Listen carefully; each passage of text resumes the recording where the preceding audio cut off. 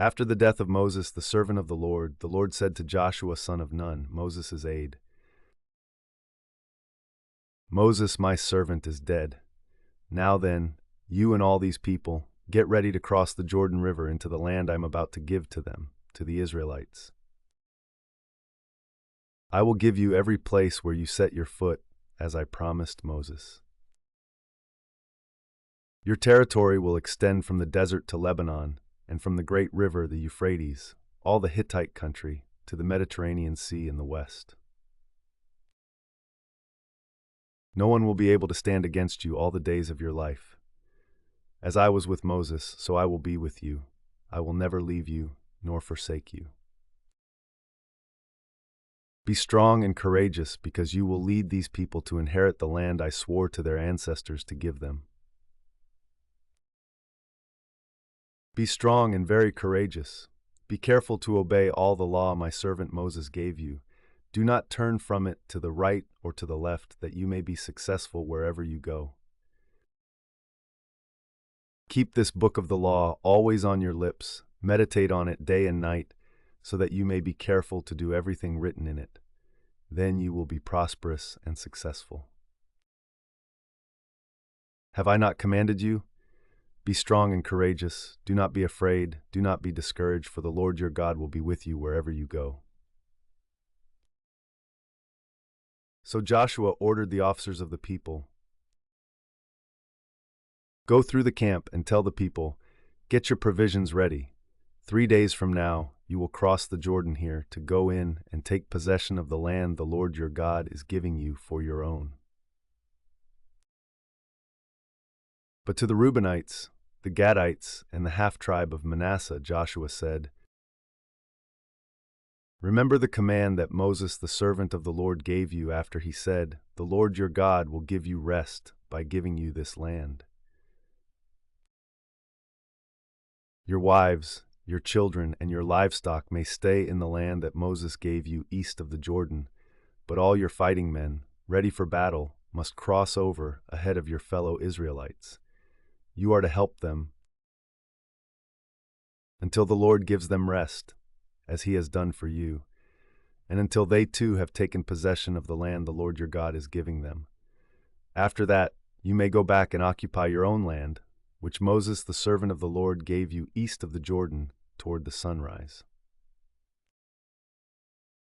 Then they answered Joshua, "Whatever you have commanded us we will do, and wherever you send us we will go. Just as we fully obeyed Moses, so we will obey you. Only may the Lord your God be with you, as he was with Moses.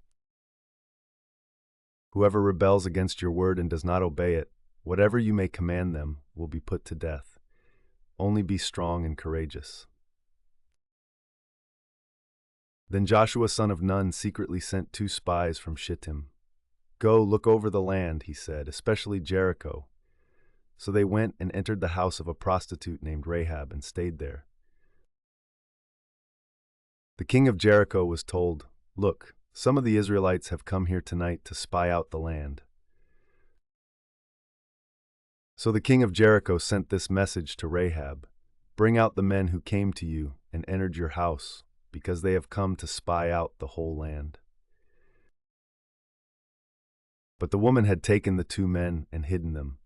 She said, "Yes, the men came to me, but I did not know where they had come from." At dusk, when it was time to close the city gate, they left. "I don't know which way they went. Go after them quickly. You may catch up with them." But she had taken them up to the roof and hidden them under the stalks of flax she had laid out on the roof.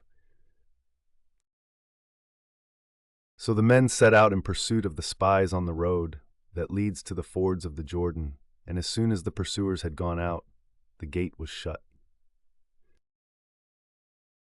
Before the spies lay down for the night, she went up on the roof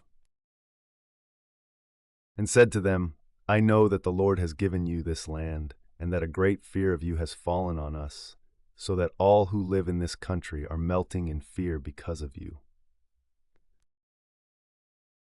We have heard how the Lord dried up the water of the Red Sea for you when you came out of Egypt, and what you did to Sihon and Og, the 2 kings of the Amorites east of the Jordan, whom you completely destroyed. When we heard of it, our hearts melted in fear, and everyone's courage failed because of you. For the Lord your God is God in heaven above and on the earth below. Now then, please swear to me by the Lord that you will show kindness to my family because I have shown kindness to you. Give me a sure sign that you will spare the lives of my father and mother, my brothers and sisters, and all who belong to them, and that you will save us from death. Our lives for your lives, the men assured her. If you don't tell what we are doing, we will treat you kindly and faithfully when the Lord gives us the land. So she let them down by a rope through the window, for the house she lived in was part of the city wall. She said to them, "Go to the hills so the pursuers will not find you. Hide yourselves there 3 days until they return, and then go on your way." Now the men had said to her, "This oath you made us swear will not be binding on us, unless, when we enter the land, you have tied this scarlet cord in the window through which you let us down, and unless you have brought your father and mother, your brothers, and all your family into your house. If any of them go outside your house into the street, their blood will be on their own heads. We will not be responsible. As for those who are in the house with you, their blood will be on our head if a hand is laid on them. But if you tell what we are doing, we will be released from the oath you made us swear." "Agreed," she replied. "Let it be as you say." So she sent them away, and they departed, and she tied the scarlet cord in the window. When they left, they went into the hills and stayed there 3 days, until the pursuers had searched all along the road and returned without finding them. Then the 2 men started back. They went down out of the hills, forded the river, and came to Joshua son of Nun and told him everything that had happened to them. They said to Joshua, "The Lord has surely given the whole land into our hands. All the people are melting in fear because of us." Early in the morning, Joshua and all the Israelites set out from Shittim and went to the Jordan, where they camped before crossing over. After 3 days, the officers went throughout the camp, giving orders to the people. "When you see the Ark of the Covenant of the Lord your God and the Levitical priests carrying it, you are to move out from your positions and follow it. Then you will know which way to go, since you have never been this way before. But keep a distance of about 2,000 cubits between you and the ark. Do not go near it." Joshua told the people, "Consecrate yourselves, for tomorrow the Lord will do amazing things among you." Joshua said to the priests, "Take up the Ark of the Covenant and pass on ahead of the people." So they took it up and went ahead of them. And the Lord said to Joshua, "Today I will begin to exalt you in the eyes of all Israel, so they may know that I am with you as I was with Moses. Tell the priests who carry the Ark of the Covenant, when you reach the edge of the Jordan's waters, go and stand in the river." Joshua said to the Israelites, "Come here and listen to the words of the Lord your God. This is how you will know that the living God is among you, and that he will certainly drive out before you the Canaanites, Hittites, Hivites, Perizzites, Girgashites, Amorites, and Jebusites. See, the Ark of the Covenant of the Lord of all the earth will go into the Jordan ahead of you. Now then, choose 12 men from the tribes of Israel, 1 from each tribe. And as soon as the priests who carry the Ark of the Lord of all the earth, set foot in the Jordan, its waters flowing downstream will be cut off and stand up in a heap." So when the people broke camp to cross the Jordan, the priests carrying the Ark of the Covenant went ahead of them. Now the Jordan is at flood stage all during harvest. Yet as soon as the priests who carried the ark reached the Jordan and their feet touched the water's edge, the water from upstream stopped flowing. It piled up in a heap a great distance away, at a town called Adam in the vicinity of Zarethan, while the water flowing down to the Sea of the Arabah, that is, the Dead Sea, was completely cut off. So the people crossed over opposite Jericho. The priests who carried the Ark of the Covenant of the Lord stopped in the middle of the Jordan and stood on dry ground, while all Israel passed by until the whole nation had completed the crossing on dry ground. When the whole nation had finished crossing the Jordan, the Lord said to Joshua, "Choose 12 men from among the people, one from each tribe, and tell them to take up 12 stones from the middle of the Jordan, from right where the priests are standing, and carry them over with you, and put them down at the place where you stay tonight." So Joshua called together the 12 men he had appointed from the Israelites, one from each tribe, and said to them, "Go over before the ark of the Lord your God into the middle of the Jordan. Each of you is to take up a stone on his shoulder, according to the number of the tribes of the Israelites, to serve as a sign among you. In the future, when your children ask you, 'What do these stones mean?' tell them that the flow of the Jordan was cut off before the Ark of the Covenant of the Lord. When it crossed the Jordan, the waters of the Jordan were cut off. These stones are to be a memorial to the people of Israel forever." So the Israelites did as Joshua commanded them. They took 12 stones from the middle of the Jordan, according to the number of the tribes of the Israelites, as the Lord had told Joshua, and they carried them over with them to their camp, where they put them down. Joshua set up the 12 stones that had been in the middle of the Jordan at the spot where the priests who carried the Ark of the Covenant had stood, and they are there to this day. Now the priests who carried the ark remained standing in the middle of the Jordan until everything the Lord had commanded Joshua was done by the people, just as Moses had directed Joshua. The people hurried over, and as soon as all of them had crossed, the ark of the Lord and the priests came to the other side while the people watched. The men of Reuben, Gad, and the half-tribe of Manasseh crossed over, ready for battle, in front of the Israelites, as Moses had directed them. About 40,000 armed for battle crossed over before the Lord to the plains of Jericho for war. That day the Lord exalted Joshua in the sight of all Israel, and they stood in awe of him all the days of his life, just as they had stood in awe of Moses. Then the Lord said to Joshua, "Command the priests carrying the Ark of the Covenant law to come up out of the Jordan."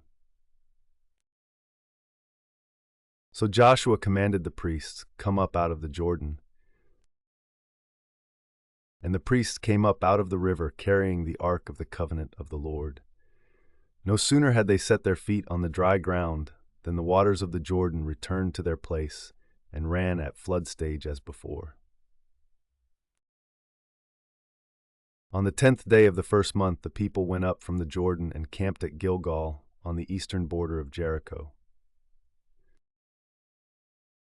And Joshua set up at Gilgal the 12 stones they had taken out of the Jordan. He said to the Israelites, "In the future, when your descendants ask their parents, 'What do these stones mean?' tell them, 'Israel crossed the Jordan on dry ground.' For the Lord your God dried up the Jordan before you until you had crossed over. The Lord your God did to the Jordan what he had done to the Red Sea when he dried it up before us until we had crossed over. He did this so that all the peoples of the earth might know that the hand of the Lord is powerful, and so that you might always fear the Lord your God." Now when all the Amorite kings west of the Jordan and all the Canaanite kings along the coast heard how the Lord had dried up the Jordan before the Israelites until they had crossed over, their hearts melted in fear, and they no longer had the courage to face the Israelites. At that time the Lord said to Joshua, "Make flint knives and circumcise the Israelites again." So Joshua made flint knives and circumcised the Israelites at Gibeath Haraloth. Now this is why he did so. All those who came out of Egypt, all the men of military age, died in the wilderness on the way after leaving Egypt. All the people that came out had been circumcised, but all the people born in the wilderness during the journey from Egypt had not. The Israelites had moved about in the wilderness 40 years until all the men who were of military age when they left Egypt had died, since they had not obeyed the Lord. For the Lord had sworn to them that they would not see the land he had solemnly promised their ancestors to give us, a land flowing with milk and honey. So he raised up their sons in their place, and these were the ones Joshua circumcised. They were still uncircumcised because they had not been circumcised on the way. And after the whole nation had been circumcised, they remained where they were in camp until they were healed. Then the Lord said to Joshua, "Today I have rolled away the reproach of Egypt from you." So the place has been called Gilgal to this day. On the evening of the 14th day of the month, while camped at Gilgal on the plains of Jericho, the Israelites celebrated the Passover. The day after the Passover, that very day, they ate some of the produce of the land, unleavened bread and roasted grain. The manna stopped the day after they ate this food from the land. There was no longer any manna for the Israelites, but that year they ate the produce of Canaan. Now when Joshua was near Jericho, he looked up and saw a man standing in front of him with a drawn sword in his hand. Joshua went up to him and asked, "Are you for us or for our enemies?" "Neither," he replied, "but as commander of the army of the Lord I have now come." Then Joshua fell face down to the ground in reverence and asked him, "What message does my Lord have for his servant?" The commander of the Lord's army replied, "Take off your sandals, for the place where you are standing is holy." And Joshua did so. Now the gates of Jericho were securely barred because of the Israelites. No one went out and no one came in. Then the Lord said to Joshua, "See, I have delivered Jericho into your hands, along with its king and its fighting men. March around the city once with all the armed men. Do this for 6 days. Have 7 priests carry trumpets of ram's horns in front of the ark. On the 7th day, march around the city 7 times, with the priests blowing the trumpets. When you hear them sound a long blast on the trumpets, have the whole army give a loud shout. Then the wall of the city will collapse and the army will go up, everyone straight in." So Joshua son of Nun called the priests and said to them, "Take up the ark of the covenant of the Lord and have 7 priests carry trumpets in front of it." And he ordered the army, "Advance, march around the city with an armed guard going ahead of the ark of the Lord."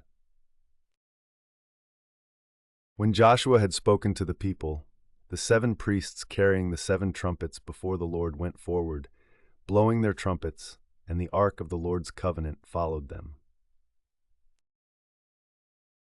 The armed guard marched ahead of the priests who blew the trumpets, and the rear guard followed the ark.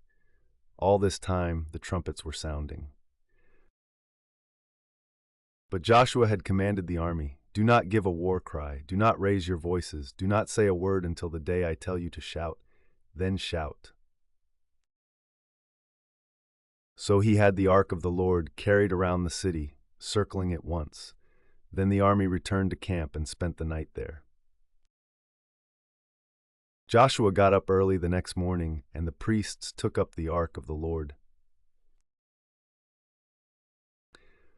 The 7 priests carrying the 7 trumpets went forward, marching before the ark of the Lord and blowing the trumpets. The armed men went ahead of them, and the rear guard followed the ark of the Lord, while the trumpets kept sounding. So on the 2nd day they marched around the city once and returned to the camp. They did this for 6 days. On the 7th day they got up at daybreak and marched around the city 7 times in the same manner, except that on that day they circled the city 7 times. The 7th time around, when the priest sounded the trumpet blast, Joshua commanded the army, "Shout, for the Lord has given you the city." The city and all that is in it are to be devoted to the Lord. Only Rahab the prostitute and all who are with her in her house shall be spared, because she hid the spies we sent. But keep away from the devoted things, so that you will not bring about your own destruction by taking any of them. Otherwise you will make the camp of Israel liable to destruction and bring trouble on it. All the silver and gold and the articles of bronze and iron are sacred to the Lord and must go into his treasury. When the trumpet sounded, the army shouted, and at the sound of the trumpet, when the men gave a loud shout, the wall collapsed. So everyone charged straight in, and they took the city. They devoted the city to the Lord and destroyed with the sword every living thing in it, men and women, young and old, cattle, sheep, and donkeys. Joshua said to the 2 men who had spied out the land, "Go into the prostitute's house and bring her out, and all who belong to her, in accordance with your oath to her." So the young men who had done the spying went in and brought out Rahab, her father and mother, her brothers and sisters, and all who belonged to her. They brought out her entire family and put them in a place outside the camp of Israel. Then they burned the whole city and everything in it, but they put the silver and gold and the articles of bronze and iron into the treasury of the Lord's house. But Joshua spared Rahab the prostitute, with her family and all who belonged to her, because she hid the men Joshua had sent as spies to Jericho, and she lives among the Israelites to this day. At that time Joshua pronounced this solemn oath: "Cursed before the Lord is the one who undertakes to rebuild this city Jericho. At the cost of his firstborn son he will lay its foundations. At the cost of his youngest he will set up its gates." So the Lord was with Joshua, and his fame spread throughout the land. But the Israelites were unfaithful in regard to the devoted things. Achan son of Carmi, the son of Zimri, the son of Zerah, of the tribe of Judah, took some of them. So the Lord's anger burned against Israel. Now Joshua sent men from Jericho to Ai, which is near Beth-aven to the east of Bethel, and told them, "Go up and spy out the region." So the men went up and spied out Ai. When they returned to Joshua, they said, "Not all the army will have to go up against Ai. Send 2,000 or 3,000 men to take it, and do not weary the whole army, for only a few people live there." So about 3,000 went up, but they were routed by the men of Ai, who killed about 36 of them. They chased the Israelites from the city gate as far as the stone quarries and struck them down on the slopes. At this, the hearts of the people melted in fear and became like water. Then Joshua tore his clothes and fell face down to the ground before the ark of the Lord, remaining there till evening. The elders of Israel did the same and sprinkled dust on their heads. And Joshua said, "Alas, sovereign Lord, why did you ever bring this people across the Jordan to deliver us into the hands of the Amorites to destroy us? If only we had been content to stay on the other side of the Jordan. Pardon your servant, Lord. What can I say now that Israel has been routed by its enemies?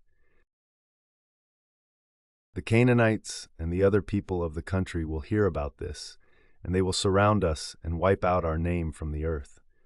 What then will you do for your own great name?" The Lord said to Joshua, "Stand up. What are you doing down on your face?" Israel has sinned.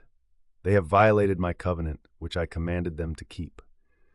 They have taken some of the devoted things, they have stolen, they have lied, they have put them with their own possessions. That is why the Israelites cannot stand against their enemies. They turn their backs and run, because they have been made liable to destruction. I will not be with you any more, unless you destroy whatever among you is devoted to destruction. Go, consecrate the people. Tell them, consecrate yourselves in preparation for tomorrow, for this is what the Lord, the God of Israel, says. There are devoted things among you, Israel. You cannot stand against your enemies until you remove them. In the morning, present yourselves tribe by tribe. The tribe the Lord chooses shall come forward clan by clan. The clan the Lord chooses shall come forward family by family, and the family the Lord chooses shall come forward man by man. Whoever is caught with the devoted things shall be destroyed by fire, along with all that belongs to him. He has violated the covenant of the Lord and has done an outrageous thing in Israel. Early the next morning Joshua had Israel come forward by tribes, and Judah was chosen. The clans of Judah came forward, and the Zerahites were chosen. He had the clan of the Zerahites come forward by families, and Zimri was chosen. Joshua had his family come forward man by man, and Achan son of Carmi, the son of Zimri, the son of Zerah, of the tribe of Judah, was chosen. Then Joshua said to Achan, "My son, give glory to the Lord, the God of Israel, and honor him. Tell me what you have done. Do not hide it from me." Achan replied, "It is true. I have sinned against the Lord, the God of Israel. This is what I have done. When I saw in the plunder a beautiful robe from Babylonia, 200 shekels of silver and a bar of gold weighing 50 shekels, I coveted them and took them. They are hidden in the ground inside my tent, with the silver underneath." So Joshua sent messengers, and they ran to the tent, and there it was, hidden in his tent, with the silver underneath. They took the things from the tent, brought them to Joshua and all the Israelites, and spread them out before the Lord. Then Joshua, together with all Israel, took Achan son of Zerah, the silver, the robe, the gold bar, his sons and daughters, his cattle, donkeys and sheep, his tent, and all that he had to the valley of Achor. Joshua said, "Why have you brought this trouble on us? The Lord will bring trouble on you today." Then all Israel stoned him, and after they had stoned the rest, they burned them. Over Achan they heaped up a large pile of rocks, which remains to this day. Then the Lord turned from his fierce anger. Therefore that place has been called the Valley of Achor ever since. Then the Lord said to Joshua, "Do not be afraid, do not be discouraged. Take the whole army with you and go up and attack Ai. For I have delivered into your hands the king of Ai, his people, his city, and his land. You shall do to Ai and its king as you did to Jericho and its king, except that you may carry off their plunder and livestock for yourselves. Set an ambush behind the city." So Joshua and the whole army moved out to attack Ai. He chose 30,000 of his best fighting men and sent them out at night with these orders: "Listen carefully. You are to set an ambush behind the city. Don't go very far from it. All of you be on the alert. I and all those with me will advance on the city, and when the men come out against us, as they did before, we will flee from them. They will pursue us until we have lured them away from the city, for they will say, 'They are running away from us as they did before.' So when we flee from them, you are to rise up from ambush and take the city. The Lord your God will give it into your hand. When you have taken the city, set it on fire. Do what the Lord has commanded. See to it. You have my orders." Then Joshua sent them off, and they went to the place of ambush and lay in wait between Bethel and Ai, to the west of Ai. But Joshua spent that night with the people. Early the next morning Joshua mustered his army, and he and the leaders of Israel marched before them to Ai. The entire force that was with him marched up and approached the city and arrived in front of it. They set up camp north of Ai, with the valley between them and the city. Joshua had taken about 5,000 men and set them in ambush between Bethel and Ai, to the west of the city.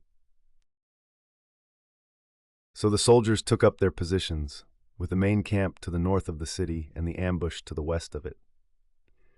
That night Joshua went into the valley. When the king of Ai saw this, he and all the men of the city hurried out early in the morning to meet Israel in battle at a certain place overlooking the Arabah. But he did not know that an ambush had been set against him behind the city. Joshua and all Israel let themselves be driven back before them, and they fled toward the wilderness. All the men of Ai were called to pursue them, and they pursued Joshua and were lured away from the city. Not a man remained in Ai or Bethel who did not go after Israel. They left the city open and went in pursuit of Israel. Then the Lord said to Joshua, "Hold out toward Ai the javelin that is in your hand, for into your hand I will deliver the city." So Joshua held out toward the city the javelin that was in his hand. As soon as he did this, the men in the ambush rose quickly from their position and rushed forward. They entered the city and captured it and quickly set it on fire. The men of Ai looked back and saw the smoke of the city rising up into the sky, but they had no chance to escape in any direction. The Israelites who had been fleeing toward the wilderness had turned back against their pursuers. For when Joshua and all Israel saw that the ambush had taken the city and that smoke was going up from it, they turned around and attacked the men of Ai. Those in the ambush also came out of the city against them, so that they were caught in the middle, with Israelites on both sides. Israel cut them down, leaving them neither survivors nor fugitives. But they took the king of Ai alive and brought him to Joshua. When Israel had finished killing all the men of Ai in the fields and in the wilderness where they had chased them, and when every one of them had been put to the sword, all the Israelites returned to Ai and killed those who were in it. 12,000 men and women fell that day, all the people of Ai. For Joshua did not draw back the hand that held out his javelin until he had destroyed all who lived in Ai. But Israel did carry off for themselves the livestock and plunder of this city, as the Lord had instructed Joshua. So Joshua burned Ai and made it a permanent heap of ruins, a desolate place to this day. He impaled the body of the king of Ai on a pole and left it there until evening. At sunset, Joshua ordered them to take the body from the pole and throw it down at the entrance of the city gate, and they raised a large pile of rocks over it, which remains to this day. Then Joshua built on Mount Ebal an altar to the Lord, the God of Israel, as Moses, the servant of the Lord, had commanded the Israelites. He built it according to what is written in the book of the law of Moses, an altar of uncut stones, on which no iron tool had been used. On it they offered to the Lord burnt offerings and sacrificed fellowship offerings. There, in the presence of the Israelites, Joshua wrote on stones a copy of the law of Moses. All the Israelites, with their elders, officials, and judges, were standing on both sides of the Ark of the Covenant of the Lord, facing the Levitical priests who carried it. Both the foreigners living among them and the native-born were there. Half of the people stood in front of Mount Gerizim, and half of them in front of Mount Ebal, as Moses, the servant of the Lord, had formerly commanded when he gave instructions to bless the people of Israel. Afterward, Joshua read all the words of the law, the blessings and the curses, just as it is written in the book of the law. There was not a word of all that Moses had commanded that Joshua did not read to the whole assembly of Israel, including the women and children, and the foreigners who lived among them. Now when all the kings west of the Jordan heard about these things, the kings in the hill country, in the western foothills, and along the entire coast of the Mediterranean Sea as far as Lebanon, the kings of the Hittites, Amorites, Canaanites, Perizzites, Hivites, and Jebusites, they came together to wage war against Joshua and Israel. However, when the people of Gibeon heard what Joshua had done to Jericho and Ai, they resorted to a ruse. They went as a delegation whose donkeys were loaded with worn-out sacks and old wineskins, cracked and mended. They put worn and patched sandals on their feet and wore old clothes. All the bread of their food supply was dry and moldy. Then they went to Joshua in the camp at Gilgal and said to him and the Israelites, "We have come from a distant country. Make a treaty with us." The Israelites said to the Hivites, "But perhaps you live near us, so how can we make a treaty with you?" "We are your servants," they said to Joshua. But Joshua asked, "Who are you, and where do you come from?" They answered, "Your servants have come from a very distant country because of the fame of the Lord your God. For we have heard reports of him, all that he did in Egypt, and all that he did to the two kings of the Amorites east of the Jordan, Sihon king of Heshbon, and Og king of Bashan, who reigned in Ashtaroth. And our elders and all those living in our country said to us, 'Take provisions for your journey, go and meet them, and say to them, "We are your servants, make a treaty with us." This bread of ours was warm when we packed it at home on the day we left to come to you. But now see how dry and moldy it is. And these wineskins that we filled were new, but see how cracked they are. And our clothes and sandals are worn out by the very long journey."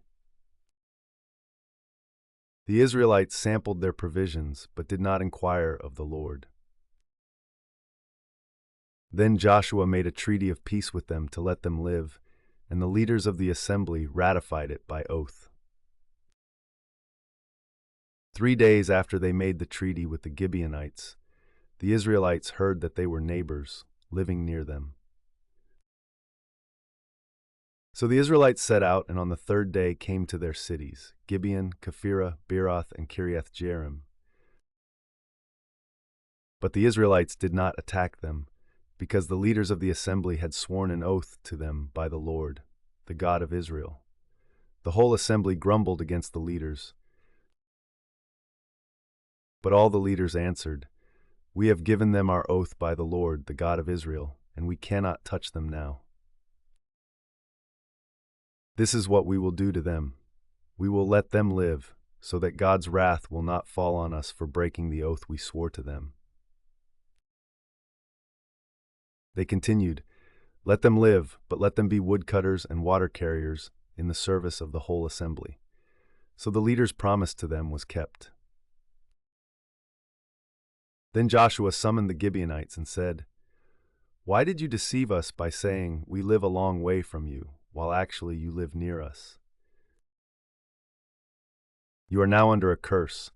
You will never be released from service as woodcutters and water carriers for the house of my God." They answered Joshua, "Your servants were clearly told how the Lord your God had commanded his servant Moses to give you the whole land and to wipe out all its inhabitants from before you. So we feared for our lives because of you, and that is why we did this. We are now in your hands. Do to us whatever seems good and right to you." So Joshua saved them from the Israelites, and they did not kill them. That day he made the Gibeonites woodcutters and water carriers for the assembly, to provide for the needs of the altar of the Lord at the place the Lord would choose. and that is what they are to this day. Now Adoni-Zedek, king of Jerusalem, heard that Joshua had taken Ai and totally destroyed it, doing to Ai and its king as he had done to Jericho and its king, and that the people of Gibeon had made a treaty of peace with Israel and had become their allies. He and his people were very much alarmed at this, because Gibeon was an important city, like one of the royal cities. It was larger than Ai, and all its men were good fighters. So Adoni-Zedek, king of Jerusalem, appealed to Hoham, king of Hebron, Piram, king of Jarmuth, Japhia, king of Lachish, and Debir, king of Eglon.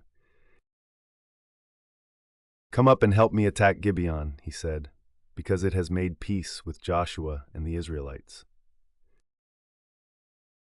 Then the 5 kings of the Amorites, the kings of Jerusalem, Hebron, Jarmuth, Lachish, and Eglon, joined forces. They moved up with all their troops and took up positions against Gibeon and attacked it. The Gibeonites then sent word to Joshua in the camp at Gilgal, "Do not abandon your servants. Come up to us quickly and save us. Help us, because all the Amorite kings from the hill country have joined forces against us." So Joshua marched up from Gilgal with his entire army, including all the best fighting men. The Lord said to Joshua, "Do not be afraid of them. I have given them into your hand. Not one of them will be able to withstand you." After an all-night march from Gilgal, Joshua took them by surprise. The Lord threw them into confusion before Israel, so Joshua and the Israelites defeated them completely at Gibeon. Israel pursued them along the road going up to Beth Horon and cut them down all the way to Azekah and Makkedah. As they fled before Israel on the road down from Beth Horon to Azekah, the Lord hurled large hailstones down on them, and more of them died from the hail than were killed by the swords of the Israelites. On the day the Lord gave the Amorites over to Israel, Joshua said to the Lord in the presence of Israel, "Sun, stand still over Gibeon, and you, moon, over the valley of Aijalon."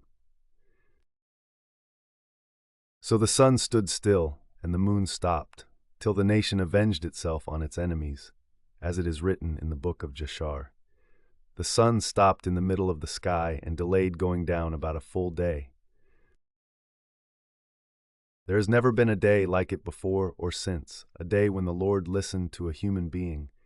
Surely the Lord was fighting for Israel. Then Joshua returned with all Israel to the camp at Gilgal. Now the 5 kings had fled and hidden in the cave at Makkedah. When Joshua was told that the 5 kings had been found hiding in the cave at Makkedah, he said, "Roll large rocks up to the mouth of the cave and post some men there to guard it. But don't stop. Pursue your enemies. Attack them from the rear, and don't let them reach their cities, for the Lord your God has given them into your hand." So Joshua and the Israelites defeated them completely, but a few survivors managed to reach their fortified cities. The whole army then returned safely to Joshua in the camp at Makkedah, and no one uttered a word against the Israelites. Joshua said, "Open the mouth of the cave and bring those 5 kings out to me." So they brought the 5 kings out of the cave, the kings of Jerusalem, Hebron, Jarmuth, Lachish, and Eglon. When they had brought these kings to Joshua, he summoned all the men of Israel and said to the army commanders who had come with him, "Come here and put your feet on the necks of these kings." So they came forward and placed their feet on their necks. Joshua said to them, "Do not be afraid, do not be discouraged. Be strong and courageous. This is what the Lord will do to all the enemies you are going to fight." Then Joshua put the kings to death and exposed their bodies on 5 poles, and they were left hanging on the poles until evening.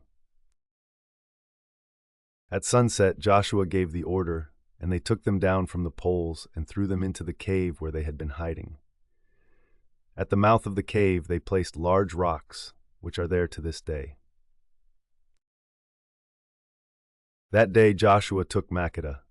He put the city and its king to the sword and totally destroyed everyone in it. He left no survivors, and he did to the king of Makkedah as he had done to the king of Jericho. Then Joshua and all Israel with him moved on from Makkedah to Libnah and attacked it. The Lord also gave that city and its king into Israel's hand. The city and everyone in it Joshua put to the sword. He left no survivors there, and he did to its king as he had done to the king of Jericho. Then Joshua and all Israel with him moved on from Libnah to Lachish. He took up positions against it and attacked it. The Lord gave Lachish into Israel's hands, and Joshua took it on the second day. The city and everyone in it he put to the sword, just as he had done to Libnah. Meanwhile, Horam king of Gezer had come up to help Lachish, but Joshua defeated him and his army until no survivors were left. Then Joshua and all Israel with him moved on from Lachish to Eglon. They took up positions against it and attacked it. They captured it that same day and put it to the sword and totally destroyed everyone in it, just as they had done to Lachish. Then Joshua and all Israel with him went up from Eglon to Hebron and attacked it. They took the city and put it to the sword, together with its king, its villages, and everyone in it. They left no survivors. Just as at Eglon, they totally destroyed it and everyone in it. Then Joshua and all Israel with him turned around and attacked Debir. They took the city, its king, and its villages and put them to the sword. Everyone in it they totally destroyed. They left no survivors. They did to Debir and its king as they had done to Libnah and its king and to Hebron. So Joshua subdued the whole region, including the hill country, the Negev, the western foothills, and the mountain slopes, together with all their kings. He left no survivors. He totally destroyed all who breathed, just as the Lord, the God of Israel, had commanded. Joshua subdued them from Kadesh Barnea to Gaza, and from the whole region of Goshen to Gibeon. All these kings and their lands Joshua conquered in one campaign, because the Lord, the God of Israel, fought for Israel. Then Joshua returned with all Israel to the camp at Gilgal. When Jabin, king of Hazor, heard of this, he sent word to Jobab, king of Madon, to the kings of Shimron and Akshaph, and to the northern kings who were in the mountains, in the Arabah south of Kinnereth, in the western foothills, and in Naphoth Dor on the west. To the Canaanites in the east and west, to the Amorites, Hittites, Perizzites, and Jebusites in the hill country, and to the Hivites below Hermon in the region of Mizpah. They came out with all their troops and a large number of horses and chariots, a huge army, as numerous as the sand on the seashore. All these kings joined forces and made camp together at the waters of Merom to fight against Israel.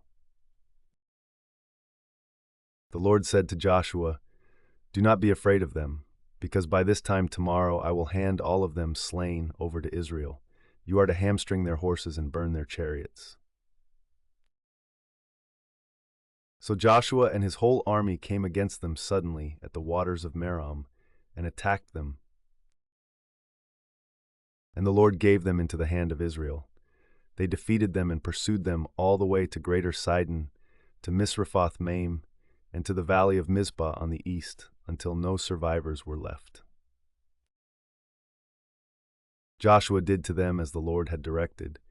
He hamstrung their horses and burned their chariots. At that time Joshua turned back and captured Hazor and put its king to the sword. Hazor had been the head of all these kingdoms. Everyone in it they put to the sword. They totally destroyed them, not sparing anyone that breathed, and he burned Hazor itself. Joshua took all these royal cities and their kings and put them to the sword.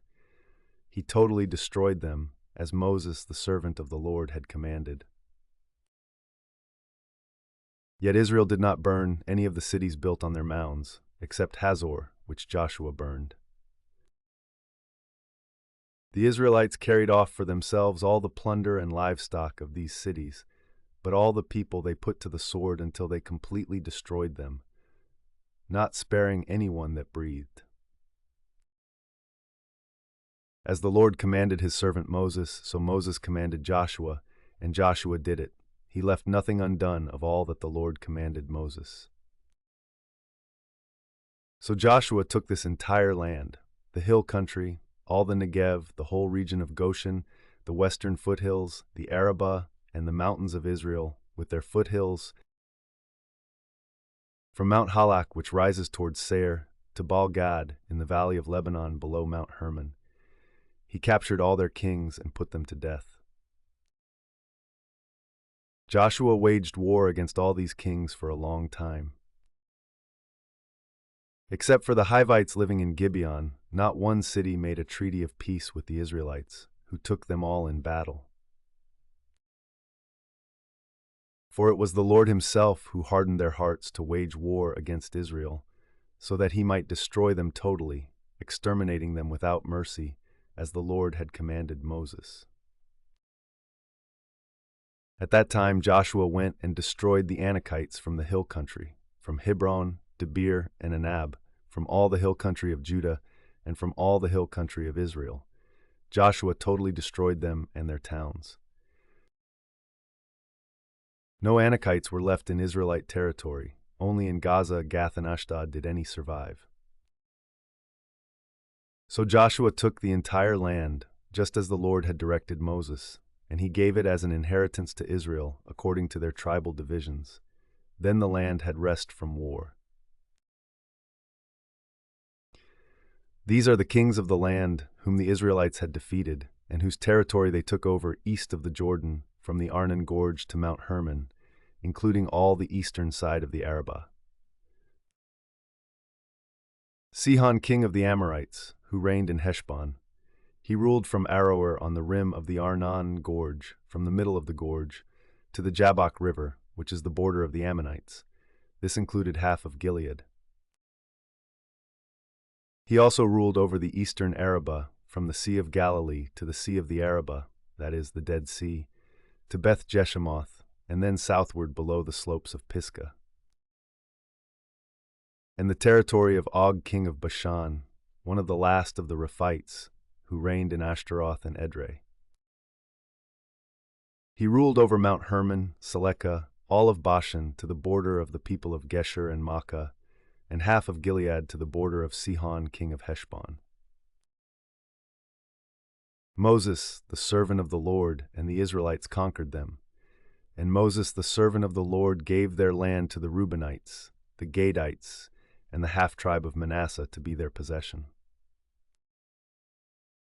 Here's a list of the kings of the land that Joshua and the Israelites conquered on the west side of the Jordan, from Baal Gad in the valley of Lebanon to Mount Halak, which rises towards Seir. Joshua gave their lands as an inheritance to the tribes of Israel according to their tribal divisions. The lands included the hill country, the western foothills, the Arabah, the mountain slopes, the wilderness, and the Negev. These were the lands of the Hittites, Amorites, Canaanites, Perizzites, Hivites, and Jebusites. These were the kings. The king of Jericho, the king of Ai, near Bethel, 1. The king of Jerusalem, the king of Hebron, 1. The king of Jarmuth, the king of Lachish, 1. The king of Eglon, the king of Gezer, 1. The king of Debir, the king of Geder, 1. The king of Hormah, the king of Arad, 1. The king of Libnah, the king of Adullam, 1. The king of Makkedah, the king of Bethel, 1. The king of Tappuah, the king of Hepher, 1. The king of Aphek, the king of Lasharon, 1. The king of Madon, the king of Hazor, 1. the king of Shimron Meron, one the king of Akshaph, one the king of Tanach, one the king of Megiddo, one the king of Kadesh, one the king of Jokneam in Carmel, one the king of Dor in Naphoth Dor, one the king of Goyim in Gilgal, one the king of Tirzah, 131 kings in all. When Joshua had grown old, the Lord said to him, "You are now very old, and there are still very large areas of land to be taken over. This is the land that remains, all the regions of the Philistines and Geshurites, from the Shihor River on the east of Egypt to the territory of Ekron on the north, all of it counted as Canaanite, though held by the 5 Philistine rulers in Gaza, Ashdod, Ashkelon, Gath, and Ekron, the territory of the Avites. On the south, all the land of the Canaanites, from Arah of the Sidonians as far as Aphek and the border of the Amorites, the area of Byblos, and all Lebanon to the east, from Baal Gad below Mount Hermon to Lebo Hamath. As for all the inhabitants of the mountain regions from Lebanon to Misrephoth Maim, that is, all the Sidonians, I myself will drive them out before the Israelites. Be sure to allocate this land to Israel for an inheritance, as I have instructed you, and divide it as an inheritance among the 9 tribes and half of the tribe of Manasseh. The other half of Manasseh, the Reubenites and the Gadites, had received the inheritance that Moses had given them east of the Jordan, as he, the servant of the Lord, had assigned it to them. It extended from Aroer on the rim of the Arnon Gorge, and from the town in the middle of the gorge, and included the whole plateau of Medeba as far as Dibon, and all the towns of Sihon, king of the Amorites, who ruled in Heshbon, out to the border of the Ammonites. It also included Gilead, the territory of the people of Geshur and Makkah, all of Mount Hermon and all Bashan as far as Salakah. That is, the whole kingdom of Og in Bashan, who had reigned in Ashtaroth and Edrei. He was the last of the Rephites. Moses had defeated them and taken over their land. But the Israelites did not drive out the people of Geshur and Makkah, so they continue to live among the Israelites to this day. But to the tribe of Levi he gave no inheritance, since the food offerings presented to the Lord, the God of Israel, are their inheritance, as he promised them. This is what Moses had given to the tribe of Reuben, according to its clans. The territory from Aroer on the rim of the Arnon Gorge, and from the town in the middle of the gorge, and the whole plateau past Medeba, to Heshbon and all its towns on the plateau, including Dibon, Bamoth Baal, Beth Baal Meon, Jahaz Kedemoth Mephath, Kiriathaim, Sibma, Zareth Shahar on the hill in the valley, Beth Peor, the slopes of Pisgah, and Beth Jeshemoth, all the towns on the plateau and the entire realm of Sihon king of the Amorites, who ruled at Heshbon. Moses had defeated him and the Midianite chiefs, Avi, Rechem, Zur, Hur, and Reba, princes allied with Sihon who lived in that country. In addition to those slain in battle, the Israelites had put to the sword Balaam son of Beor, who practiced divination. The boundary of the Reubenites was the bank of the Jordan. These towns and their villages were the inheritance of the Reubenites, according to their clans. This is what Moses had given to the tribe of Gad, according to its clans. The territory of Jazer, all the towns of Gilead and half the Ammonite country as far as Aroer, near Rabbah, and from Heshbon to Ramath Mizpah and Betnim, and from Mahanaim to the territory of Debir. And in the valley, Beth Haram, Beth Nimrah, Sukkoth, and Zaphon, with the rest of the realm of Sihon king of Heshbon, the east side of the Jordan, the territory up to the end of the Sea of Galilee. These towns and their villages were the inheritance of the Gadites, according to their clans. This is what Moses had given to the half-tribe of Manasseh, that is, to half the family of the descendants of Manasseh, according to its clans. The territory extending from Mahanaim and including all of Bashan, the entire realm of Og king of Bashan, all the settlements of Jair in Bashan, 60 towns, half of Gilead, and Ashtaroth and Edrei, the royal cities of Og in Bashan. This was for the descendants of Machir son of Manasseh, for half of the sons of Machir according to their clans. This is the inheritance Moses had given when he was in the plains of Moab across the Jordan east of Jericho. But to the tribe of Levi, Moses had given no inheritance. The Lord, the God of Israel, is their inheritance, as he promised them. Now these are the areas the Israelites received as an inheritance in the land of Canaan, which Eleazar the priest, Joshua son of Nun, and the heads of the tribal clans of Israel allotted to them. Their inheritances were assigned by lot to the 9.5 tribes, as the Lord had commanded through Moses. Moses had granted the 2.5 tribes their inheritance east of the Jordan, but had not granted the Levites an inheritance among the rest. For Joseph's descendants had become 2 tribes, Manasseh and Ephraim. The Levites received no share of the land, but only towns to live in, with pasture lands for their flocks and herds. So the Israelites divided the land just as the Lord had commanded Moses.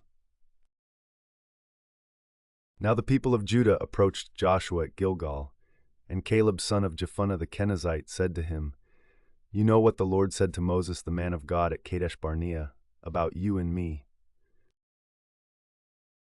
I was 40 years old when Moses the servant of the Lord sent me from Kadesh Barnea to explore the land, and I brought him back a report according to my convictions. But my fellow Israelites who went up with me made the hearts of the people melt in fear. I, however, followed the Lord my God wholeheartedly. So on that day Moses swore to me, 'The land on which your feet have walked will be your inheritance and that of your children forever, because you have followed the Lord my God wholeheartedly.' Now then, just as the Lord promised, he has kept me alive for 45 years since the time he said this to Moses, while Israel moved about in the wilderness. So here I am today, 85 years old. I am still as strong today as the day Moses sent me out. I'm just as vigorous to go out to battle now as I was then. Now give me this hill country that the Lord promised me that day. You yourself heard then that the Anakites were there and their cities were large and fortified, but the Lord helping me, I will drive them out, just as he said." Then Joshua blessed Caleb, son of Jephunneh, and gave him Hebron as his inheritance. So Hebron has belonged to Caleb, son of Jephunneh the Kenizzite ever since, because he followed the Lord, the God of Israel, wholeheartedly. Hebron used to be called Kiriath Arba after Arba, who was the greatest man among the Anakites. Then the land had rest from war. The allotment for the tribe of Judah, according to its clans, extended down to the territory of Edom, to the desert of Zin in the extreme south. Their southern boundary started from the bay at the southern end of the Dead Sea, crossed south of Scorpion Pass, continued on to Zin and went over to the south of Kadesh Barnea. Then it ran past Hezron up to Adar and curved around to Karka. It then passed along to Asmon and joined the Wadi of Egypt, ending at the Mediterranean Sea. This is their southern boundary. The eastern boundary is the Dead Sea as far as the mouth of the Jordan. The northern boundary started from the Bay of the Sea at the mouth of the Jordan, went up to Beth Hogla and continued north of Beth Araba to the stone of Bohan son of Reuben. The boundary then went up to Debir from the valley of Achor and turned north to Gilgal, which faces the pass of Adumim south of the gorge. It continued along to the waters of En Shemesh and came out at En Rogel. Then it ran up the valley of Ben Hinnom along the southern slope of the Jebusite city, that is, Jerusalem. From there it climbed to the top of the hill west of the Hinnom Valley, at the northern end of the valley of Rephaim. From the hilltop, the boundary headed toward the spring of the waters of Nephtoah, came out at the towns of Mount Ephron, and went down toward Bala, that is, Kiriath Jearim. Then it curved westward from Bala to Mount Seir, ran along the northern slope of Mount Jearim, that is, Kesalon, continued down to Beth Shemesh, and crossed to Timnah. It went to the northern slope of Ekron, turned toward Shikkeron, passed along to Mount Bala, and reached Jabneel. The boundary ended at the sea. The western boundary is the coastline of the Mediterranean Sea. These are the boundaries around the people of Judah by their clans. In accordance with the Lord's command to him, Joshua gave to Caleb son of Jephunneh a portion in Judah, Kiriath Arba, that is, Hebron. Arba was the forefather of Anak. From Hebron Caleb drove out the three Anakites, Sheshai, Ahiman, and Talmai, the sons of Anak. From there he marched against the people living in Debir, formerly called Kiriath Sephar. And Caleb said, I will give my daughter Achsah in marriage to the man who attacks and captures Kiriath Sephar. Othniel son of Kenaz, Caleb's brother, took it, so Caleb gave his daughter Achsah to him in marriage. One day when she came to Othniel, she urged him to ask her father for a field. When she got off her donkey, Caleb asked her, What can I do for you? She replied, Do me a special favor. Since you have given me land in the Negev, give me also springs of water. So Caleb gave her the upper and lower springs. This is the inheritance of the tribe of Judah, according to its clans. The southernmost towns of the tribe of Judah in the Negev toward the boundary of Edom were Kabzeel, Eder, Jagur, Kina Dimona Adada, Kedesh Hazor Ithnan, Ziph Teloth, Hazor Hadada, Kerioth Hezron, that is Hazor, Amam Shema Molada, Hazar Gada Heshmon Beth Pelet, Hazar Shual Beersheba Beziothea, Balaim Ezim, Eltolad Kasilhorma, Ziklag Madmana Sansana,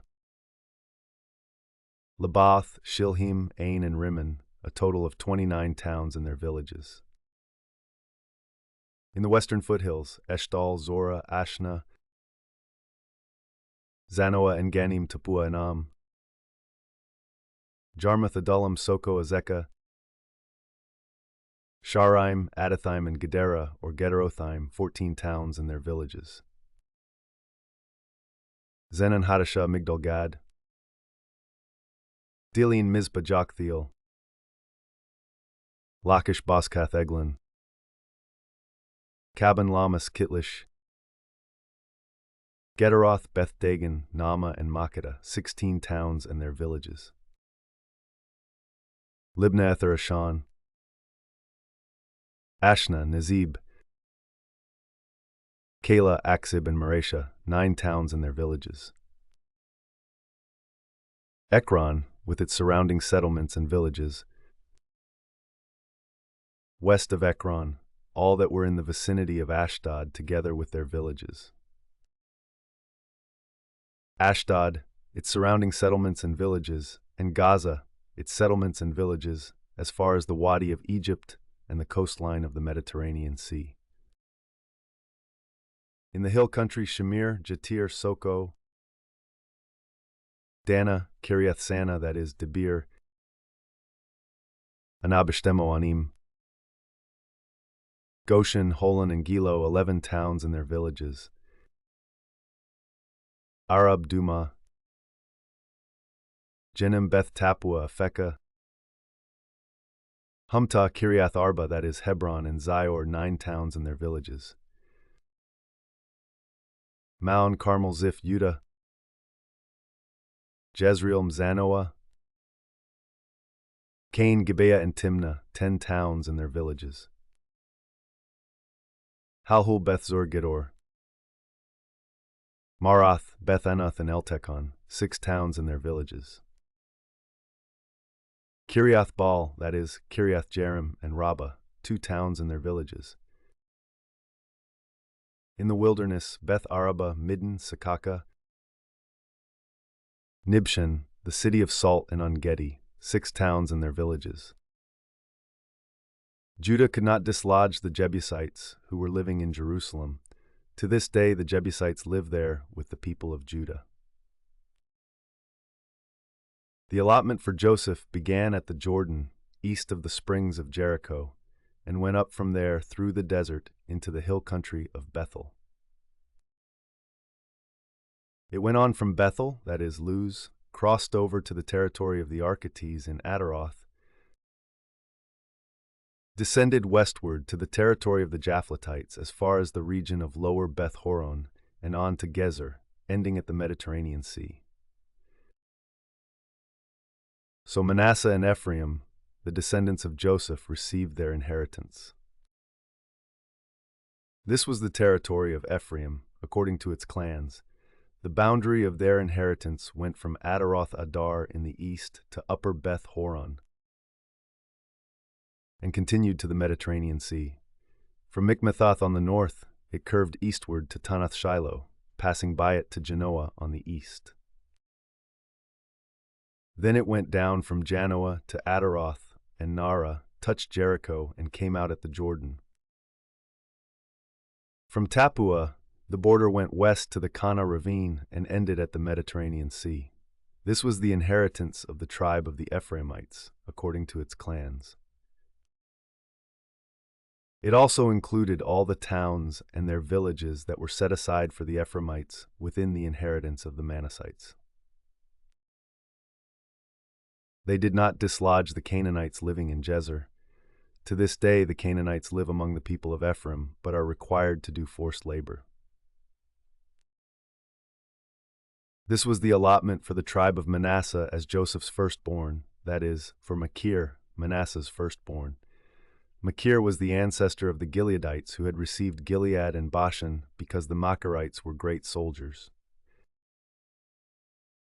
So this allotment was for the rest of the people of Manasseh, the clans of Abiezer, Helek, Azriel, Shechem, Hepher, and Shemitah.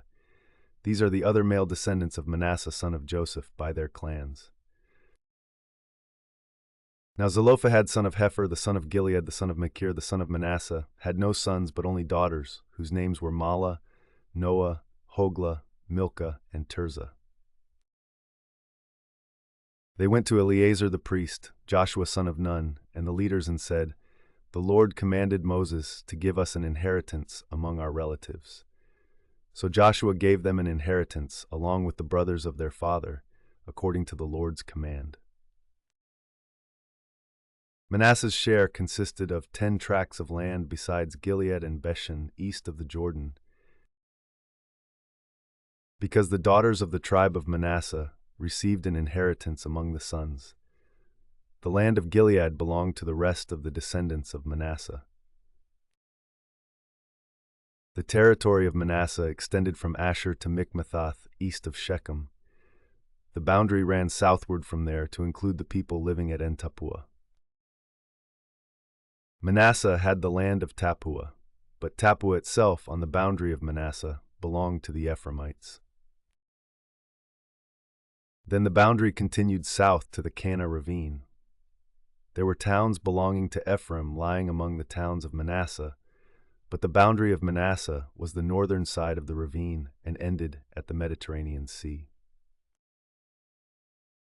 On the south, the land belonged to Ephraim, on the north to Manasseh. The territory of Manasseh reached the Mediterranean Sea and bordered Asher on the north and Issachar on the east. Within Issachar and Asher, Manasseh also had Beth-Shan, Ibleam, and the people of Dor, Endor, Tanakh, and Megiddo, together with their surrounding settlements. The third in the list is Naphoth. Yet the Manassites were not able to occupy these towns, for the Canaanites were determined to live in that region. However, when the Israelites grew stronger, they subjected the Canaanites to forced labor, but did not drive them out completely. The people of Joseph said to Joshua, "Why have you given us only one allotment and one portion for an inheritance? We are a numerous people, and the Lord has blessed us abundantly." "If you are so numerous," Joshua answered, "and if the hill country of Ephraim is too small for you, go up into the forest and clear land for yourselves there in the land of the Perizzites and Rephites."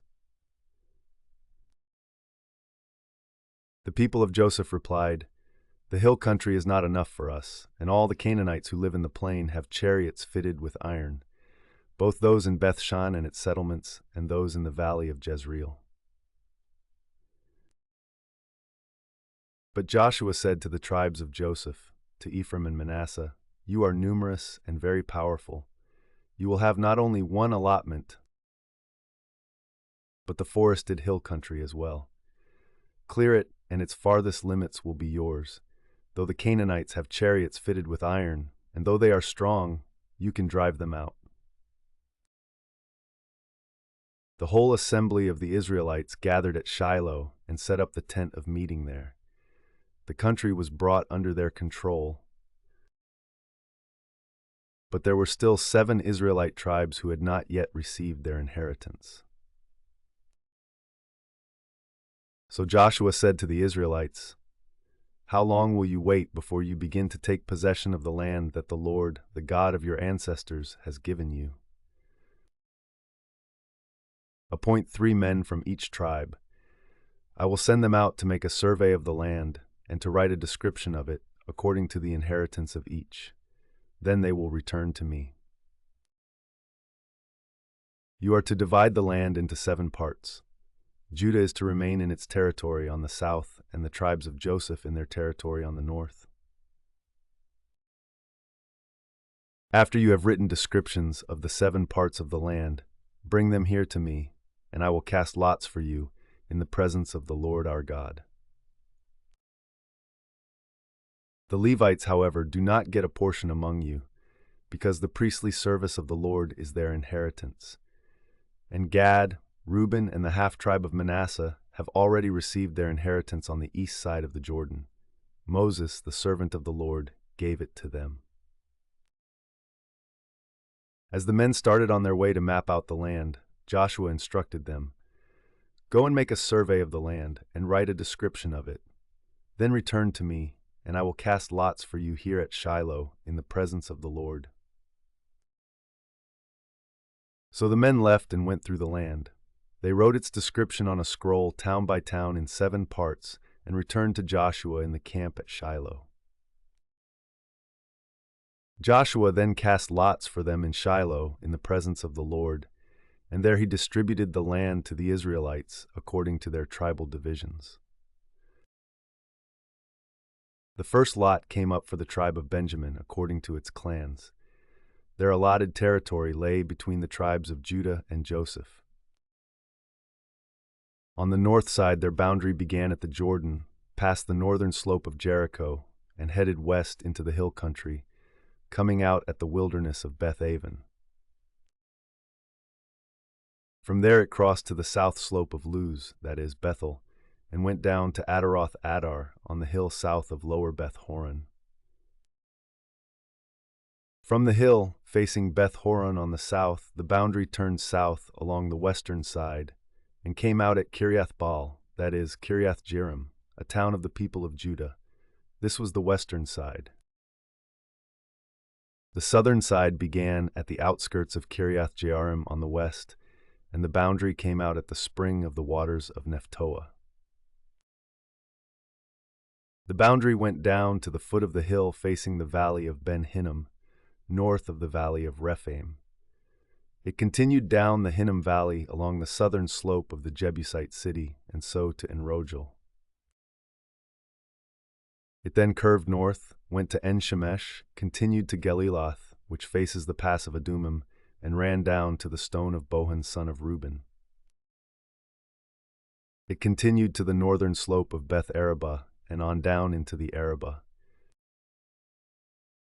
It then went to the northern slope of Beth Hoglah, and came out at the northern bay of the Dead Sea, at the mouth of the Jordan in the south. This was the southern boundary. The Jordan formed the boundary on the eastern side. These were the boundaries that marked out the inheritance of the clans of Benjamin on all sides. The tribe of Benjamin, according to its clans, had the following towns: Jericho, Beth Hogla, Emek Keziz, Beth Arabah, Zemaraim, Bethel, Avim Paraophra,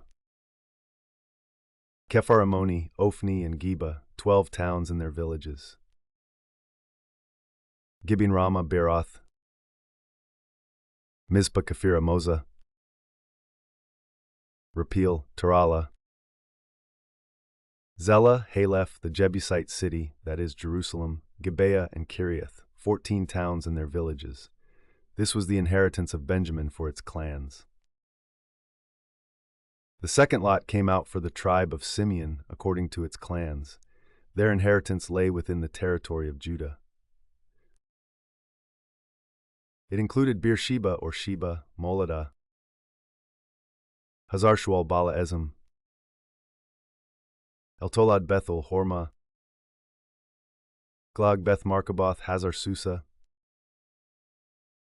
Beth Lebaoth, and Sharuan, 13 towns and their villages.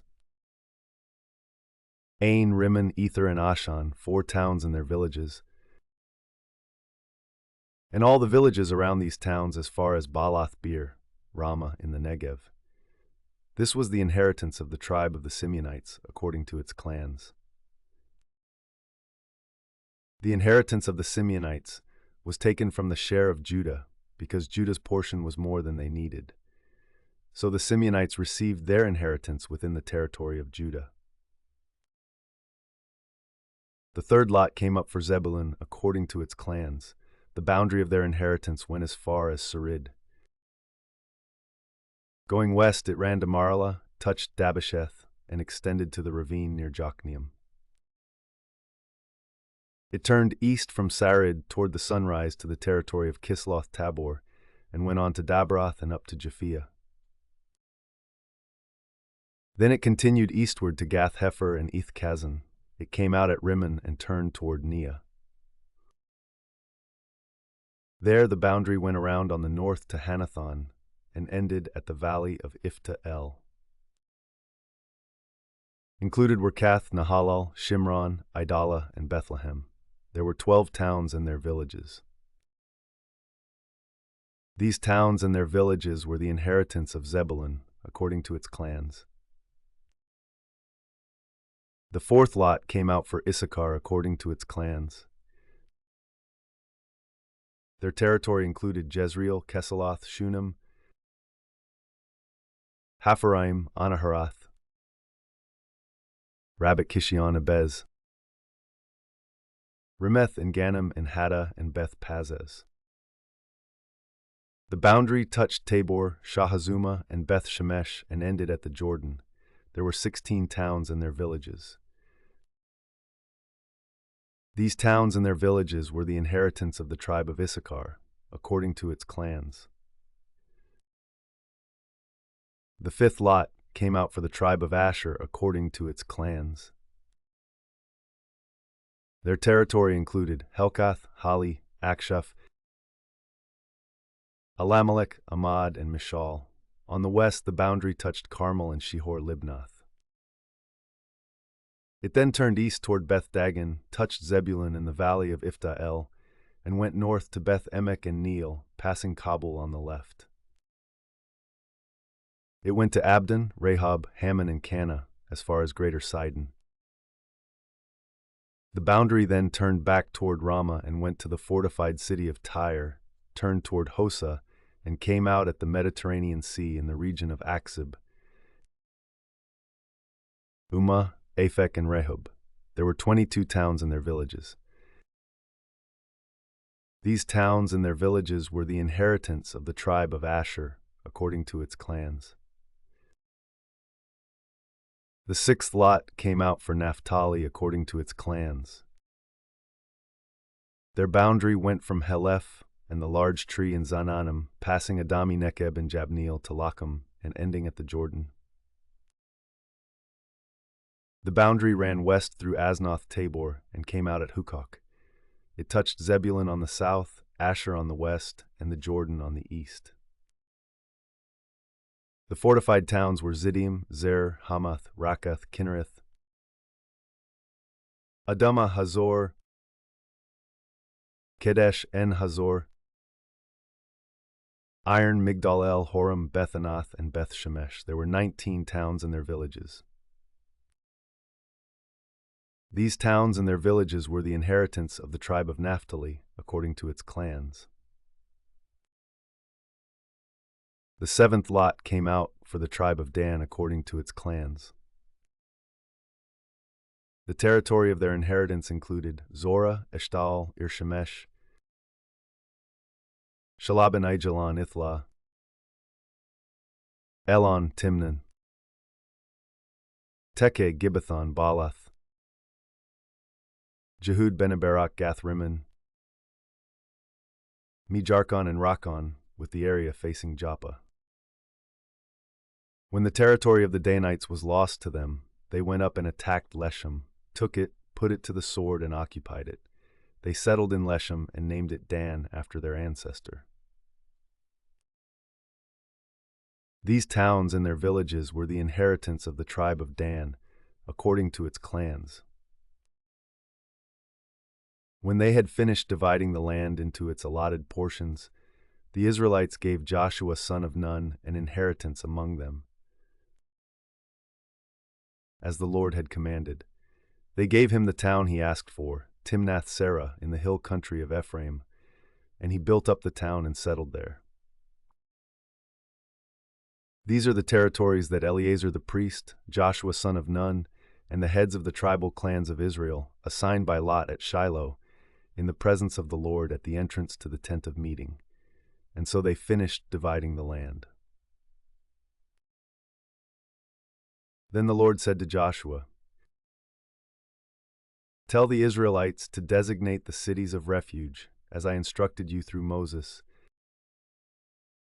so that anyone who kills a person accidentally and unintentionally may flee there and find protection from the avenger of blood. When they flee to one of these cities, they are to stand in the entrance of the city gate and state their case before the elders of that city. Then the elders are to admit the fugitive into their city and provide a place to live among them. If the avenger of blood comes in pursuit, the elders must not surrender the fugitive, because the fugitive killed their neighbor unintentionally and without malice aforethought. They are to stay in that city until they have stood trial before the assembly and until the death of the high priest who is serving at that time. Then they may go back to their own home in the town from which they fled." So they set apart Kedesh in Galilee in the hill country of Naphtali, Shechem in the hill country of Ephraim, and Kiriath Arba, that is Hebron, in the hill country of Judah. East of the Jordan, on the other side from Jericho, they designated Bezer in the wilderness on the plateau in the tribe of Reuben, Ramoth in Gilead in the tribe of Gad, and Golan in Bashan in the tribe of Manasseh. Any of the Israelites or any foreigner residing among them who killed someone accidentally could flee to these designated cities and not be killed by the avenger of blood prior to standing trial before the assembly. Now the family heads of the Levites approached Eleazar the priest, Joshua son of Nun, and the heads of the other tribal families of Israel at Shiloh in Canaan, and said to them, "The Lord commanded through Moses that you give us towns to live in, with pasture lands for our livestock." So, as the Lord had commanded, the Israelites gave the Levites the following towns and pasture lands out of their own inheritance. The first lot came out for the Kohathites according to their clans. The Levites who were descendants of Aaron the priest were allotted 13 towns from the tribes of Judah, Simeon, and Benjamin. The rest of Kohath's descendants were allotted 10 towns from the clans of the tribes of Ephraim, Dan, and half of Manasseh. The descendants of Gershon were allotted 13 towns from the clans of the tribes of Issachar, Asher, Naphtali, and the half-tribe of Manasseh in Bashan. The descendants of Merari, according to their clans, received 12 towns from the tribes of Reuben, Gad, and Zebulun. So the Israelites allotted to the Levites these towns and their pasture lands, as the Lord had commanded through Moses. From the tribes of Judah and Simeon, they allotted the following towns by name. These towns were assigned to the descendants of Aaron who were from the Kohathite clans of the Levites, because the first lot fell to them. They gave them Kiriath Arba, that is Hebron, with its surrounding pasture land, in the hill country of Judah. Arba was the forefather of Anak. But the fields and villages around the city they had given to Caleb son of Jephunneh as his possession. So to the descendants of Aaron the priest they gave Hebron, a city of refuge for one accused of murder, Libnah, Jatir-Eshtemoa, Holon, Ain, Judah, and Beth Shemesh, together with their pasture lands, 9 towns from these 2 tribes. And from the tribe of Benjamin they gave them Gibeon, Geba, Anathoth, and Almon, together with their pasture lands, 4 towns. The total number of towns for the priests, the descendants of Aaron, came to 13, together with their pasture lands.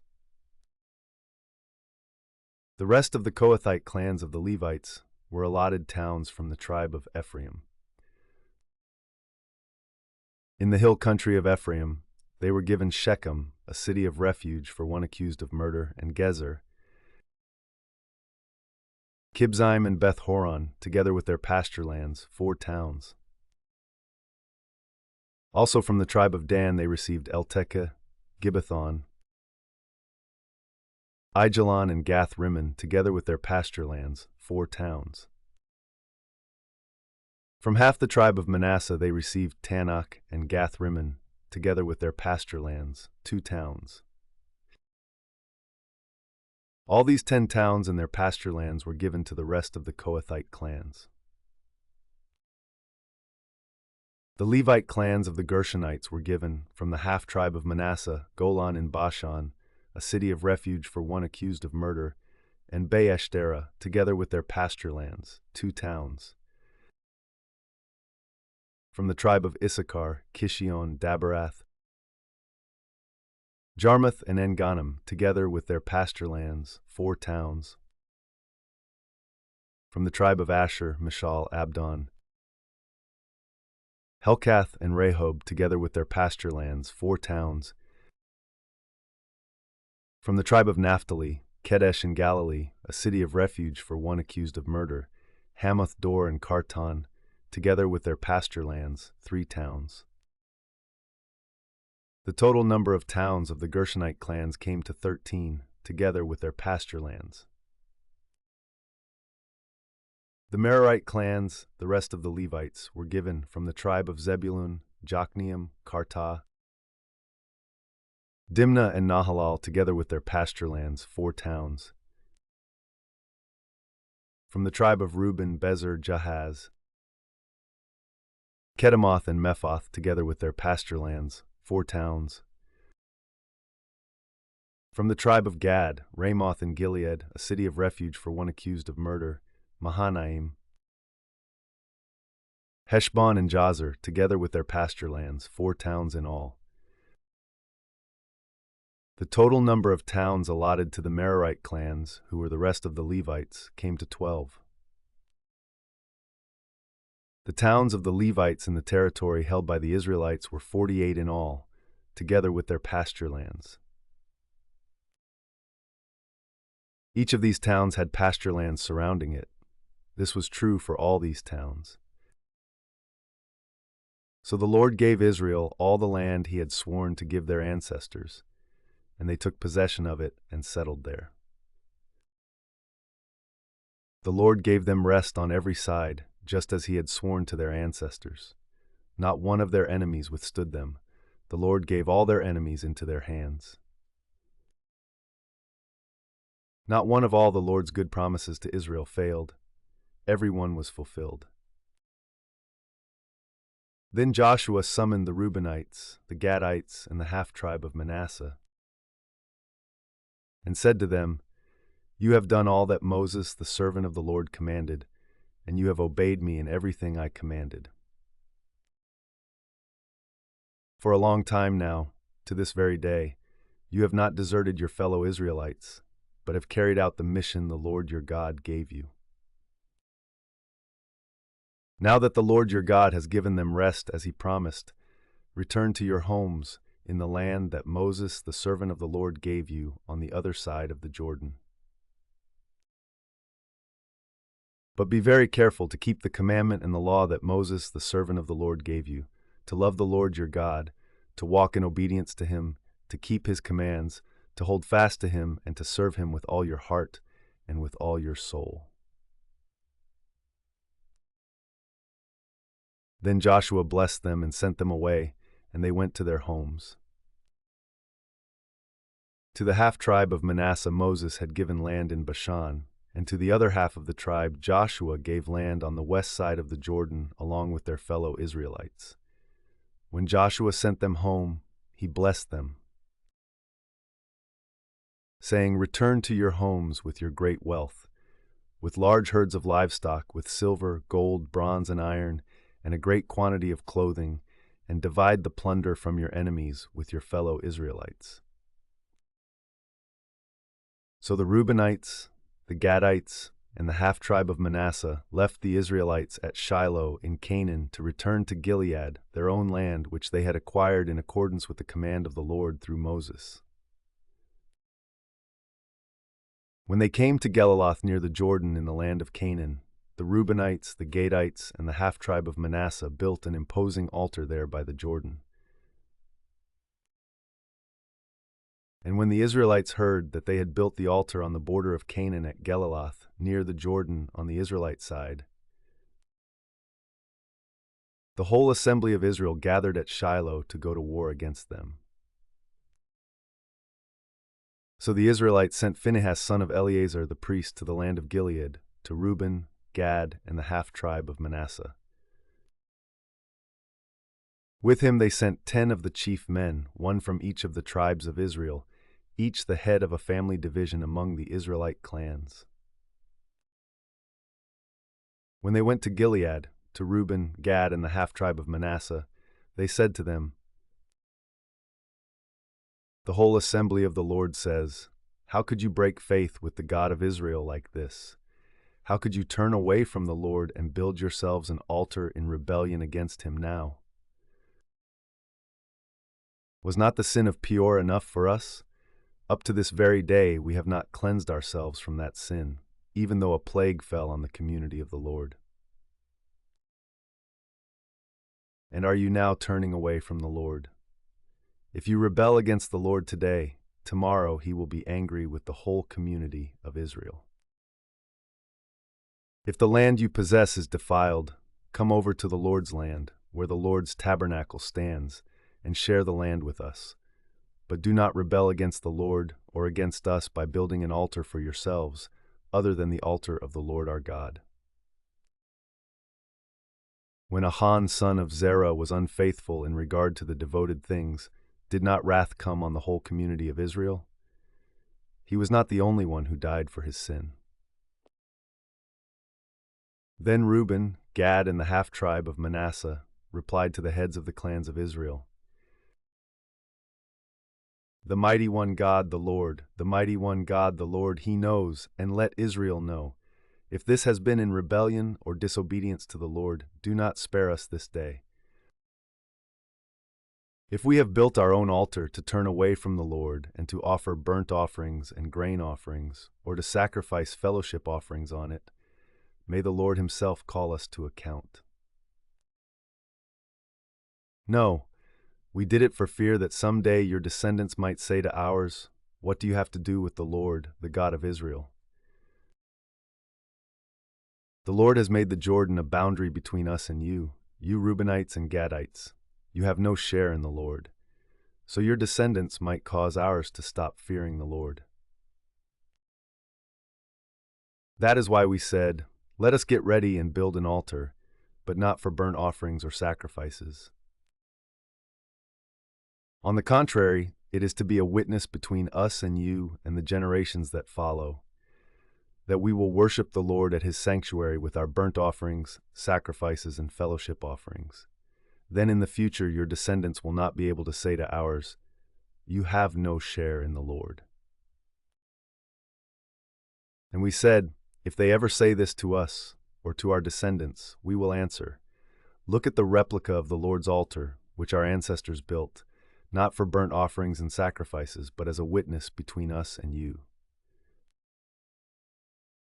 Far be it from us to rebel against the Lord and turn away from him today by building an altar for burnt offerings, grain offerings, and sacrifices, other than the altar of the Lord our God that stands before his tabernacle. When Phinehas the priest and the leaders of the community, the heads of the clans of the Israelites, heard what Reuben, Gad, and Manasseh had to say, they were pleased. And Phinehas, son of Eleazar the priest, said to Reuben, Gad, and Manasseh, today we know that the Lord is with us, because you have not been unfaithful to the Lord in this matter. Now you have rescued the Israelites from the Lord's hand. Then Phinehas, son of Eleazar, the priest, and the leaders returned to Canaan from their meeting with the Reubenites and Gadites in Gilead and reported to the Israelites. They were glad to hear the report and praised God, and they talked no more about going to war against them to devastate the country where the Reubenites and the Gadites lived. And the Reubenites and the Gadites gave the altar this name, a witness between us that the Lord is God. After a long time had passed, and the Lord had given Israel rest from all their enemies around them, Joshua, by then a very old man, summoned all Israel, their elders, leaders, judges, and officials, and said to them, I am very old. You yourselves have seen everything the Lord your God has done to all these nations for your sake. It was the Lord your God who fought for you. Remember how I have allotted as an inheritance for your tribes all the land of the nations that remain, the nations I conquered, between the Jordan and the Mediterranean Sea in the west. The Lord your God himself will push them out for your sake. He will drive them out before you, and you will take possession of their land, as the Lord your God promised you. Be very strong. Be careful to obey all that is written in the book of the law of Moses, without turning aside to the right or to the left. Do not associate with these nations that remain among you. Do not invoke the names of their gods or swear by them. You must not serve them or bow down to them. But you are to hold fast to the Lord your God, as you have until now.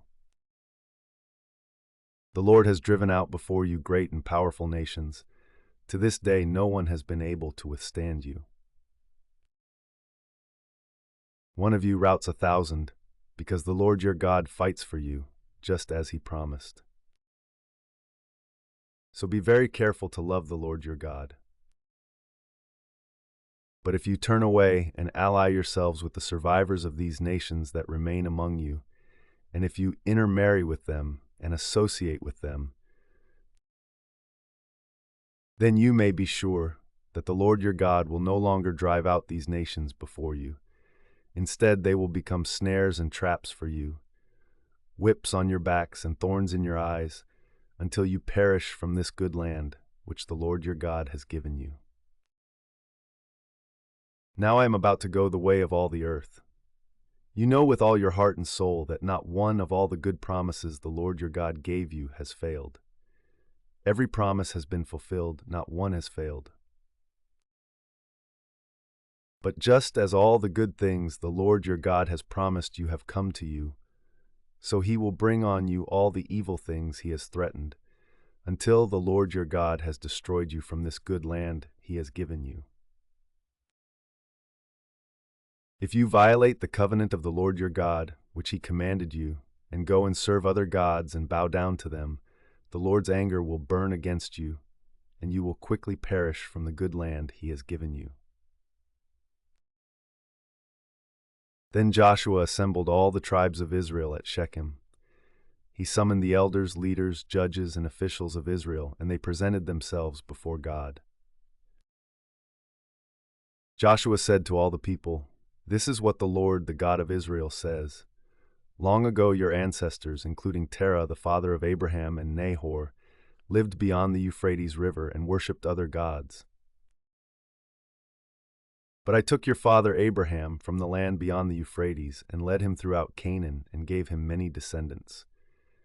I gave him Isaac, and to Isaac was gave Jacob and Esau. I assigned the hill country of Seir to Esau, but Jacob and his family went down to Egypt. Then I sent Moses and Aaron, and I afflicted the Egyptians by what I did there, and I brought you out. When I brought your people out of Egypt, you came to the sea, and the Egyptians pursued them with chariots and horsemen as far as the Red Sea. But they cried to the Lord for help, and he put darkness between you and the Egyptians. He brought the sea over them and covered them. You saw with your own eyes what I did to the Egyptians. Then you lived in the wilderness for a long time. I brought you to the land of the Amorites, who lived east of the Jordan. They fought against you, but I gave them into your hands. I destroyed them from before you, and you took possession of their land. When Balak son of Zippor, the king of Moab, prepared to fight against Israel, he sent for Balaam son of Beor to put a curse on you.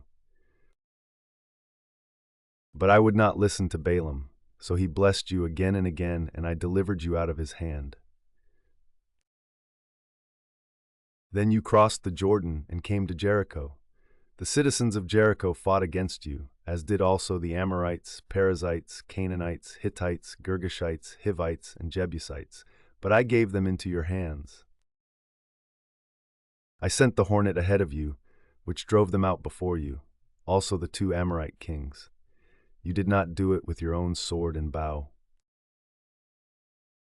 So I gave you a land on which you did not toil, and cities you did not build, and you live in them and eat from vineyards and olive groves that you did not plant.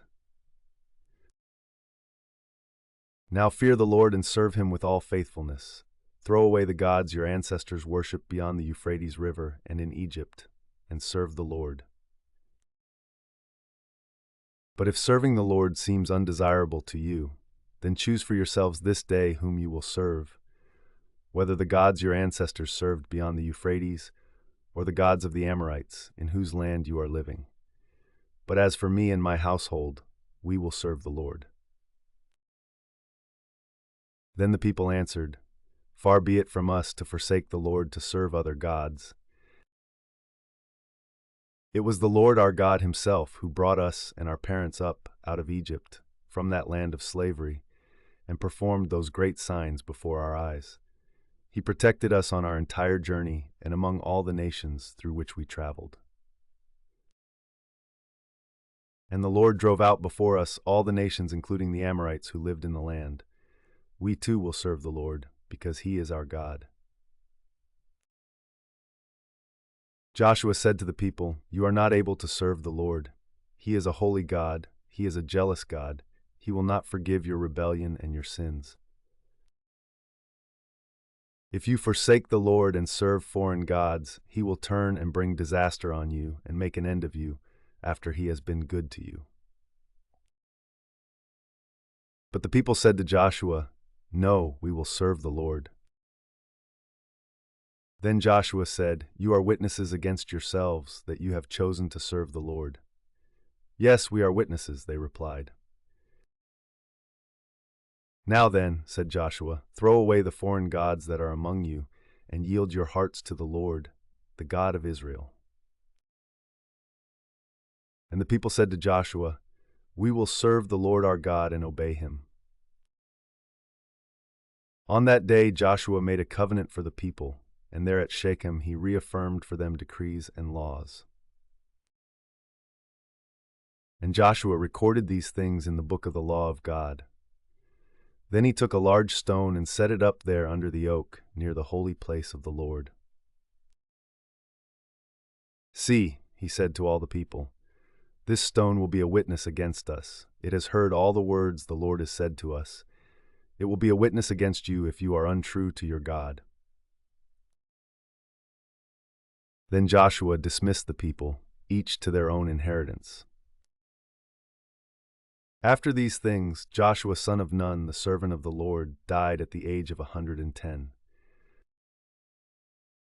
And they buried him in the land of his inheritance, at Timnath-Serah, in the hill country of Ephraim, north of Mount Gaash. Israel served the Lord throughout the lifetime of Joshua and of the elders who outlived him and who had experienced everything the Lord had done for Israel. And Joseph's bones, which the Israelites had brought up from Egypt, were buried at Shechem, in the tract of land that Jacob bought for 100 pieces of silver from the sons of Hamor, the father of Shechem. This became the inheritance of Joseph's descendants. And Eleazar son of Aaron died, and was buried at Gibeah, which had been allotted to his son Phinehas in the hill country of Ephraim.